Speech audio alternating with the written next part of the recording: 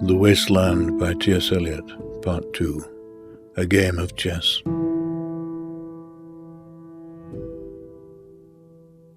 The chair she sat in, like a burnished throne, glowed on the marble, where the glass, held up by standards wrought with fruited vines, from which a golden Cupidon peeped out. Another hid his eyes behind his wing.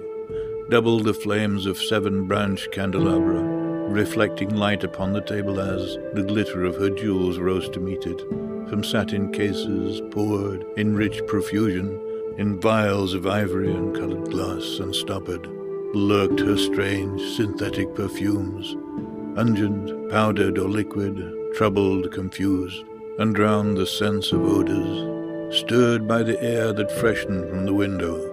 These ascended in fattening the prolonged candle flames, flung their smoke into the laquearia, stirring the pattern on the coffered ceiling.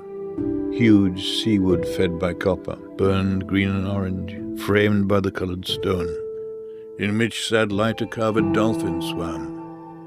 Above the antique mantle was displayed, as though a window gave upon the sylvan scene, the change of Philomel by the barbarous king, so rudely forced. Yet there the nightingale filled all the desert with inviolable voice, and still she cried, and still the world pursues, jug, jug, to dirty ears. And other withered stumps of time were told upon the walls, staring forms leaned out, leaning, hushing the room enclosed. Footsteps shuffled on the stair.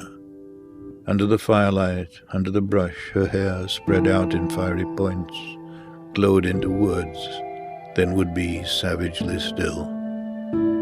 My nerves are bad tonight. Yes, bad. Stay with me. Speak to me. Why do you never speak? Speak. What are you thinking of? What thinking what? I never know what you are thinking. Think. I think we are in Rat's Alley, where the dead men lost their bones. What is that noise? The wind under the door. What is that noise now? What is the wind doing? Nothing, again. Nothing. Do you know nothing? Do you see nothing? Do you remember? Nothing? I remember those are pearls that were his eyes. Are you alive or not? Is there nothing in your head but... Oh, that Shakespearean rag. It's so elegant, so intelligent. What shall I do now? What shall I do? I shall rush out as I am and walk the street with my hair down so. What shall we do tomorrow? What shall we ever do?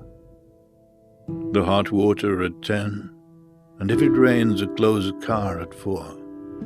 And we shall play a game of chess, pressing lidless eyes and waiting for a knock upon the door. When Lil's husband got demobbed, I said, I didn't mince my words. I said to her myself, Hurry up, please. It's time. Now Albert's coming back. Make yourself a bit smart.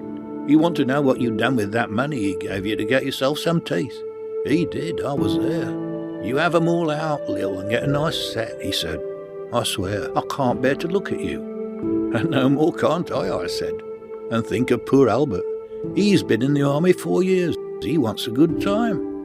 If you don't give it to him, there's others will, I said. Oh, is there, she said. Something of that, I said. Then I'll know who to thank, she said, and give me a straight look. Hurry up, please, it's time. If you don't like it, you can get on with it, I said. Others can pick and choose if you can't, but if Albert makes off, it won't be for lack of telling. You ought to be ashamed, I said, to look so antique.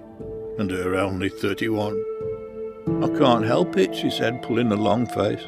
It's them pills I took to bring it off, she said. She's had 5 already, and nearly died of young George. The chemist said it will be all right, but I've never been the same. You are a proper fool, I said. Well, if Albert won't leave you alone, there it is, I said. What you get married for if you don't want children? Hurry up, please, it's time. Well, that Sunday, Albert was home. They had hot gammon, and they asked me in to dinner to get the beauty of it hot. Hurry up, please. It's time. Hurry up, please. It's time. Good night, Bill. Good night, Lou. Good night, May. Good night. Ta-ta. Good night. Good night. Good night, ladies. Good night, sweet ladies. Good night. Good night.